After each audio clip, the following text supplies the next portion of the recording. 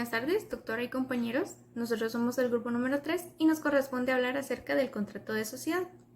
Como bien sabemos que los aspectos principales de una sociedad civil es la solidaridad y el bien común. Y esto es porque lo que busca es que las relaciones del contrato que establecen dos o más individuos sobresalgan estos dos principios que son fundamentales para las relaciones civiles. El término sociedad civil, en el ámbito del derecho, se conoce como un contrato que establecen dos o más personas para la creación de una persona jurídica, bajo determinadas condiciones.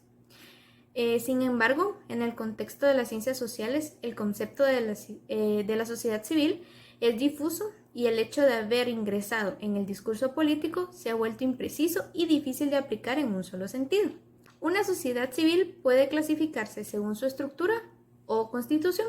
Según la estructura de su organización, una sociedad civil puede ser particular o universal.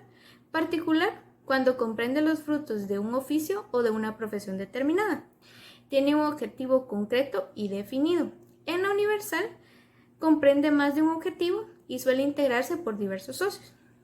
Según su formalización, al constituirse, una sociedad civil puede ser pública o privada.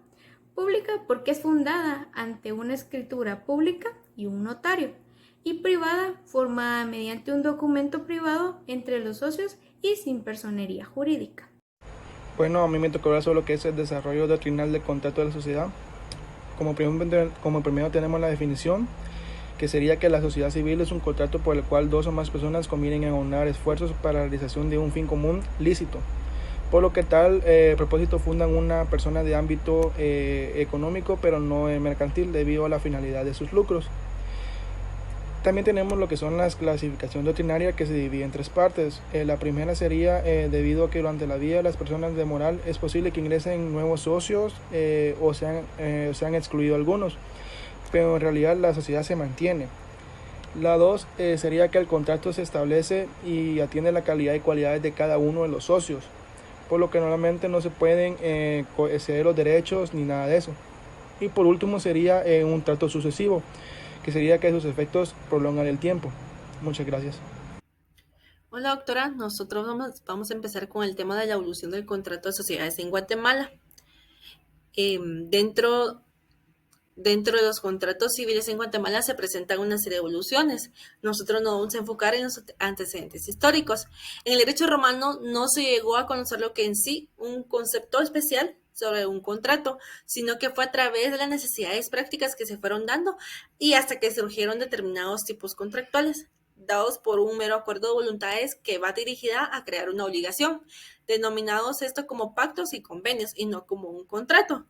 De manera que en el derecho romano aparecen las figuras varias veces de pactos y de convenios. En el convenio, además del acuerdo de voluntades, era necesario lo que era una forma especial, o sea, una forma especial de entregar una cosa. Para el derecho romano, el contrato tiene un significado especial cuando se daban acuerdos de voluntades que podría producir lo que era algún tipo de obligación. El derecho romano queda adscrito en el sistema formalista civil, donde los contratos consensuales y los pactos vestidos representan el tránsito del sistema consensual y finalmente nosotros podemos concluir en que en el derecho romano no considero lo que era el contrato como una fuente de obligación. Dentro de todos los aspectos doctrinarios se encuentran diferentes opiniones, diferentes definiciones, pero nosotros en este caso vamos a tomar como ejemplo lo que dice Colin, que dice que hay contrato y convenio cuando existe un acuerdo de dos o varias voluntades con vistas a poder producir algún efecto jurídico.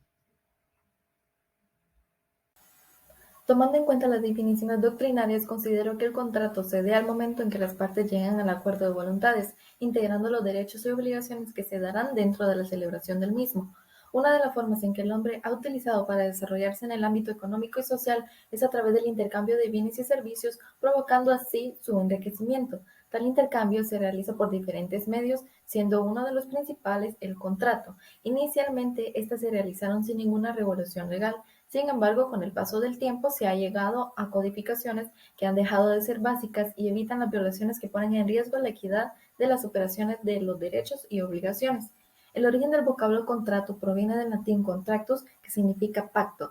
Así pues, el concepto de contrato se remonta en el derecho romano de la época imperial, que reconocía dos fuentes de obligaciones, el contrato y el delito. Esta sección versa sobre la sociedad civil, institución regulada en el código del mismo nombre, y se dan a conocer sus aspectos generales. Abarca de modo muy amplio sus atributos, cómo se clasifican, los requisitos para su constitución y elementos que la integran. Todo esto con el objeto de obtener elementos para emitir un juicio final sobre el tema en estudio. La sociedad civil constituye un poderoso auxiliar de la empresa económica, es decir, que complace las necesidades colectivas que no pueden atenderse individualmente. Hola, mi nombre es Damari España y les hablaré sobre la regulación legal. Según el Código Civil, en el artículo 1728, establece que la sociedad es un contrato por el que dos o más personas convienen en poner en común bienes o servicios para ejercer una actividad económica y dividirse las ganancias. Es importante dejar claro que a pesar del carácter preponderantemente económico de este tipo de sociedad, no constituye una especulación mercantil. Conforme el sistema jurídico guatemalteco, y de referencia tenemos el artículo 15 del código ya antes mencionado, la diferencia entre una asociación y una sociedad civil estriba en que la primera no tiene finalidad lucrativa, mientras que en la segunda esa es la razón de su existencia. Pero en la práctica puede suceder que una asociación practique actividades generalmente lucrativas, situación que podría confundir, no obstante, la claridad de la ley civil. Continuando con el tema, yo les hablaré acerca de los requisitos para la constitución de la sociedad civil. Y para los efectos del otorgamiento de la escritura, encontramos su regulación legal en los artículos 1729, 1730 y 1741 de nuestro Código Civil guatemalteco. Asimismo, también en el artículo 46 del Código de Notariado, decreto 314 del Congreso de la República. Ahora les hablaré acerca de los elementos que debe contener el contrato de la sociedad civil, y esto lo encontramos regulado en el artículo 1730 de nuestro Código Civil, en donde les hablaré o mencionaré algunos de los elementos que requiere. Para esto podemos mencionar el objeto de la sociedad, la razón social, domicilio de la sociedad, duración de la sociedad. También lo que es el capital y la parte que aporta cada socio, así como parte de las utilidades o pérdidas que se asigne cada socio, fecha y forma de su distribución. También lo que son los casos en que procederá la disolución de las sociedades antes de su vencimiento y las bases en que todo caso de desintegración deberá observar los socios para la liquidación y división del haber social. Voy a continuar sobre el tema del contrato de sociedad, explicando algunos de los requisitos que se utiliza para la inscripción de la sociedad civil. Empezando con que se necesita el formulario de solicitud de inscripción de persona jurídica nueva, al igual el testimonio de escritura pública de constitución, y este debe contener debidamente y en orden, debe ir numerado, firmado y sellado en original por el notario o notaria autorizante en cada una de sus hojas. Al igual, un timbre fiscal de 50 centavos para la razón registral. Esto debe ir engrapado en el folder. También vamos a hablar sobre las modificaciones en las sociedades civiles, que les voy a nombrar algunas, que es el formulario de solicitud de inscripciones generales, al igual el testimonio de la escritura pública, mediante la cual su modificación se modifican los estatutos, el cual debe estar debidamente numerado, sellado. Hola, buen día compañeros, mi nombre es Brian Besa. Yo les hablaré acerca de lo que es la teoría y lo que es un cuadro comparativo sobre lo que es la sociedad, tanto civil como la mercantil. Bueno, pues, primero que nada tenemos que entender que la teoría se tratan de conjuntos, de enunciados interrelacionados que vienen a definir, describir, relacionar y comprender fenómenos de interés que tengamos acerca de algo. Bueno, pues, en sí, las funciones de las teorías sirven para describir los fenómenos, como ya dijimos, que sean de interés sobre algún tema, el descubrimiento de sus relaciones y lo que es los factores causales.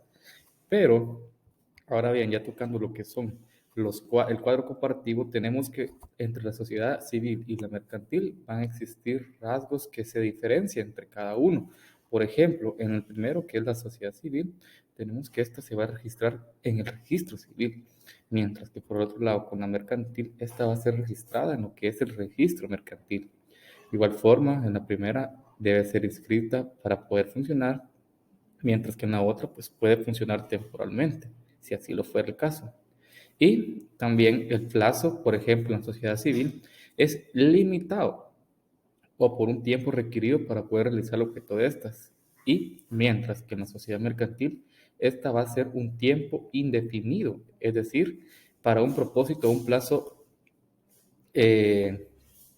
indeterminado, pero de igual forma puede ser también limitado, es decir, que sea un plazo determinado.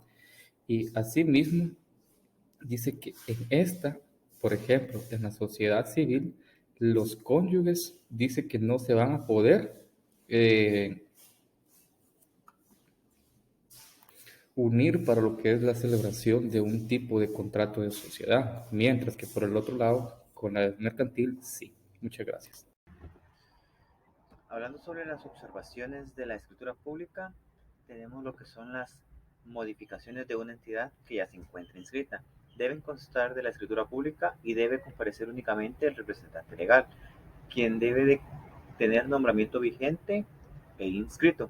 Pero si se tratase de una modificación de unos estatutos de una nueva, que aún no se han inscrito en el registro, deben de comparecer todos los asociados a otorgar la escritura para su respectiva modificación.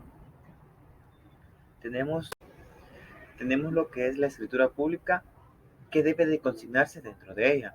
Entonces tenemos los siguientes puntos, que es datos registrales de la entidad, denominación tal y como está inscrita en la razón registral, datos de la Asamblea General Extraordinaria que se llevó a cabo, porcentaje del quórum y la resolución de cuántos socios estuvieron presentes en la Asamblea, los estatutos para ser modificados por la Asamblea convocada. Dichas modificaciones deben de estar pegadas a la legislación vigente y a los estatutos autorizados por el registro correspondiente de nuestro país. Tenemos lo que es la habilitación de libros. Para que esto se pueda llevar a cabo, necesitamos lo que es el formulario de solicitud de habilitación de libros, copia de la razón de inscripción del representante legal de la entidad vigente, el libro físico debidamente foliado. En el caso de que sean hojas movibles, este debe de venir en folder con gancho y foliadas. Hacer un pago efectivo de arancel de 25 centavos por cada hoja.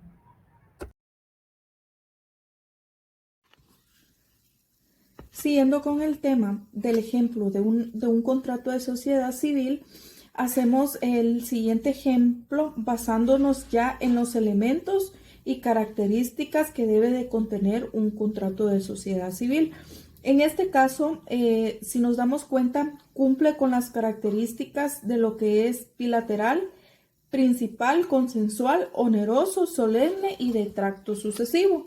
En este caso es solemne porque participan dos personas, en este caso el señor Juan Lucas Monroy López y por otra parte el señor Carlos Obdulio Garnica Itzul.